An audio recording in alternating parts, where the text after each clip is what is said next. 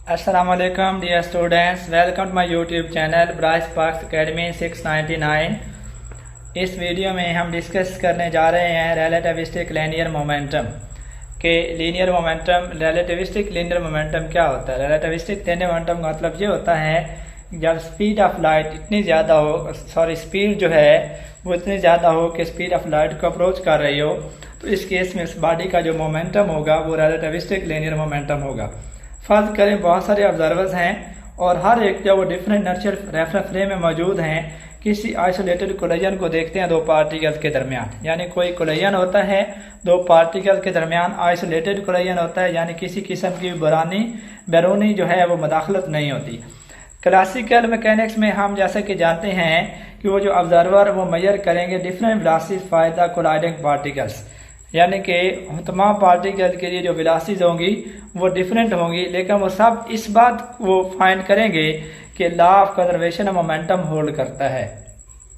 यानी कोलाइड करने से पहले जितना मोमेंटम होगा कोलाइड करने के बाद भी उतना ही मोमेंटम होगा। ये बेशक वो वेलोसिटी जो है क्लासिकल मैकेनिक्स के लिहाज से अगर हम इसको देखें तो ऑब्जर्वर जो है कोलाइडिंग पार्टिकल की वेलोसिटी डिफरेंट मेजर कर सकते हैं, यानी उनकी वेलोसिटी डिफरेंट होंगी, लेकिन law of conservation of momentum hold करता है क्योंकि ये आइसोलेटेड सिस्टम है। और क्लासिकली हम जानते हैं कि किसी भी आइसोलेटेड सिस्टम के लिए जो मोमेंटम है वो कंजर्व रहता है, कांस्टेंट रहता है, यानी वो ये मालूम करते हैं कि जो टोटल मोमेंटम है सिस्टम का, इस पार्टिकल के सिस्टम का आफ्टर द कोलिजन उतना ही होता है जितना कि कोलिजन से पहले था। लेकिन रिलेटिविटी में अगर हम मोमेंटम को डिफाइन करें किसी पार्टिकल के मोमेंटम को P =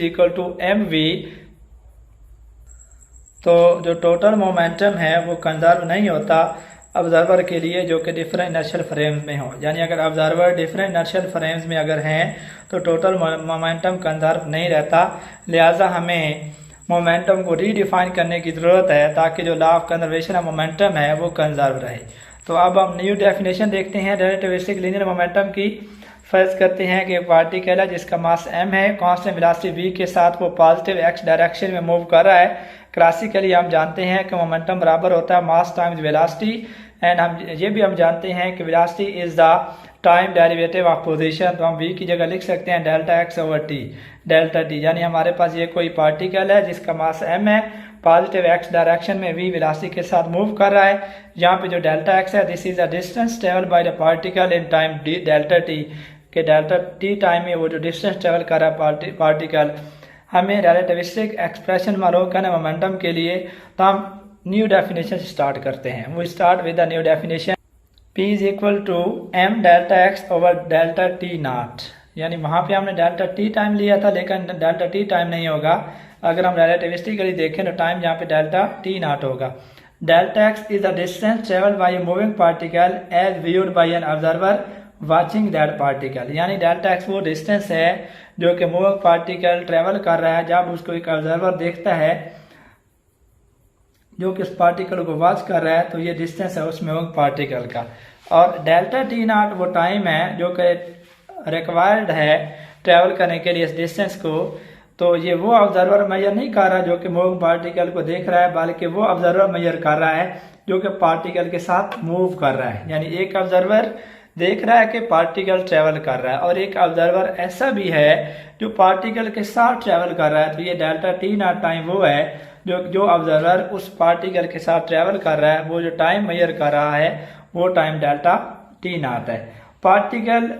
रेस्ट पे है उस सेकेंड ऑब्जर्वर के लिहाज से, यानी वो सेकेंड ऑब्जर्वर ये देखता है कि पार्टिकल रेस्ट पे है, तो ये जो मेजर टाइम है वो प्रॉपर टाइम कहलाएगा। तो वो जो मेजर टाइम वो देखता है कि कोई से दो इवेंट्स के दरमियान जो टाइम है, यानी वो एक पॉइंट से दूसरे पॉइंट तक अगर जाता है पार्टिकल, तो जो टाइम वो लेता है this time is called proper time. तो टाइम डायलेशन रिलेशन हम जानते हैं डेल्टा t इक्वल होता है गैमा डेल्टा t0, यानी कि ये हम जानते हैं कि वो जो ऑब्जर्वर जो कि मूव कर रहा है उस पार्टिकल के साथ वो मेजर करता है delta t time, that is equal to gamma delta t0, and delta t0 वो टाइम है जो कि रेस्ट पे जो ऑब्जर्वर उसको मेजर करता है। तो P =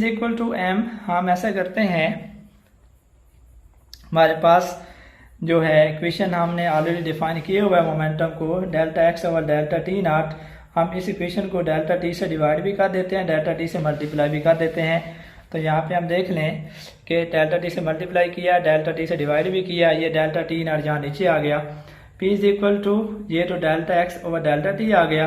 और delta t over delta t naught gamma के बराबर है। यहाँ से हम देखें तो डेल्टा टी नॉट जहाँ डिवाइड हो जाएगा तो delta t over delta t naught that is equal to gamma. तो मोमेंटम की डेफिनेशन जहाँ बनी P is equal to m delta x over delta t times gamma. That is we have P is equal to m delta x over delta t naught, हमने delta t से divide भी किया, multiply भी किया, P is equal to m delta x over delta t, ये delta t over delta t naught that is equal to gamma. हम जानते हैं कि delta x over delta t rate of change of position with respect to time is called velocity of the particle, तो ये particle की velocity होगी। Now we have P is equal to gamma mv, this is the new definition of the momentum. तो ये classical definition से मुख्तलिफ है by the Lorentz factor gamma, कि क्लासिकल जो डेफिनेशन थी वो P is equal to mv था। तो अगर हम दोनों का डिफरेंस देखें तो गैमा का डिफरेंस दोनों के दरमियान आता है कि क्लासिकली मोमेंटम के अंदर गैमा नहीं आता, लेकिन अगर रिलेटिविस्टिकली देखें तो गैमा का फैक्टर आ रहा है। तो ये लॉरेंस फैक्टर गैमा बराबर होता है 1/1 minus v square over c square square root. अगर वेलोसिटी ऑफ द पार्टिकल अगर स्पीड ऑफ लाइट को अप्रोच कर रही हो तो गैमा जो है वो भी इन्फिनिटी को अप्रोच करेगा और जो पार्टिकल का मोमेंटम होगा वो इनफाइनाइट हो जाएगा।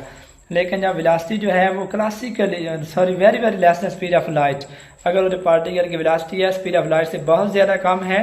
तो इस केस में गैमा 1 के इक्वल हो जाएगा, क्योंकि ये v को हम नेगलेक्ट कर देंगे, गैमा 1 हो जाएगा। And then P is equal to mv